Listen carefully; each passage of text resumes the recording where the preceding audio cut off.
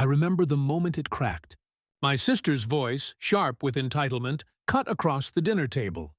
"You don't have kids, so you should help us babysit." "That's the least you can do," my parents nodded. My father's hand tapped the wood like a judge's gavel, already deciding against me. I didn't raise my voice. I just looked at the children, innocent, loud, messy, and then at the smirk on her husband's face. And I knew this house, this family, wasn't mine anymore. It hadn't always been this way. My sister and I, two halves of the same coin. When we were younger, I protected her. When she married, I gave gifts I couldn't afford. When she had kids, I sent money without being asked. After my father retired, it was me who kept the house afloat. Bills, groceries, repairs. I paid them all. Not because I was asked, but because I loved my parents. Because family was supposed to mean something. But then, my sister and her husband moved in. They carried boxes, and along with them, a quiet arrogance. Suddenly, the house I held together wasn't mine. It was theirs. They filled it with noise, demands, complaints, and still I swallowed my pride. Until that night. It started small. My parents taking her side on trivial things. Her husband using my father's car like it was his own. The casual remarks. "You don't have a family. You don't understand real responsibility." But the truth landed like a blade when I overheard them one evening.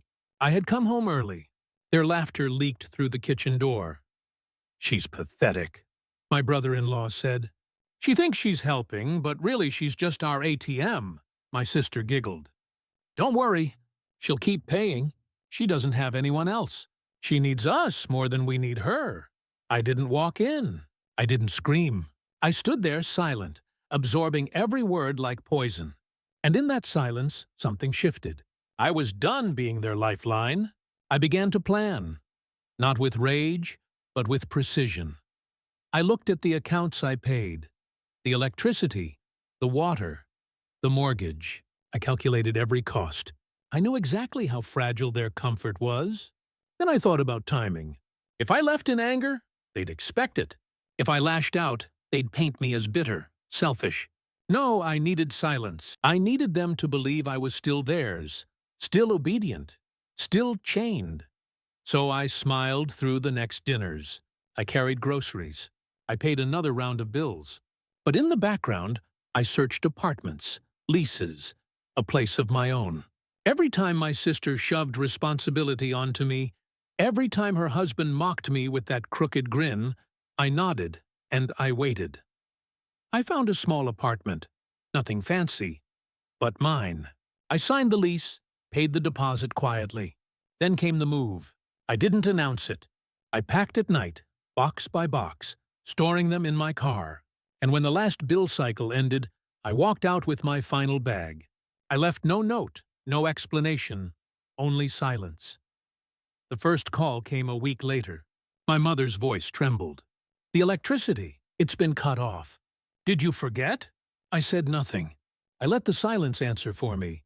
Then my sister called, screaming, "You selfish witch! You left us with nothing!"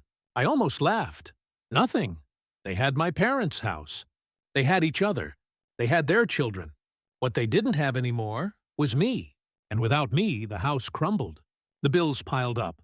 The mortgage slipped into arrears. Their little world, built on my quiet sacrifices, collapsed. 2 months later, she showed up at my door. Her husband lingered behind her, face pale, edges sharpened by stress. "You ruined us," she spat. "We're drowning." "You're heartless."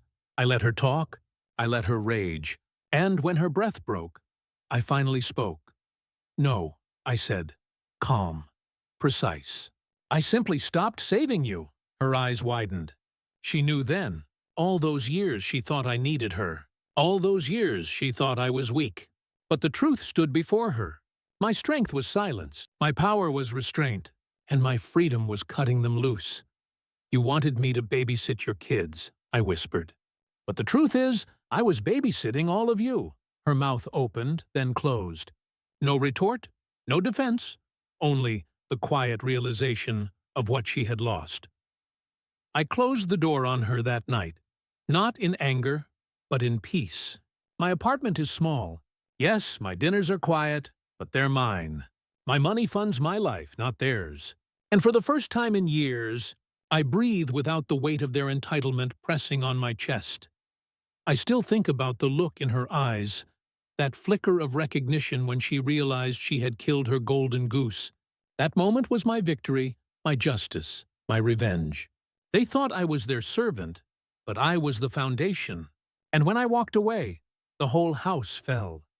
Family doesn't mean blind sacrifice. It means respect, balance, love returned. They offered me none of that, so I gave them nothing.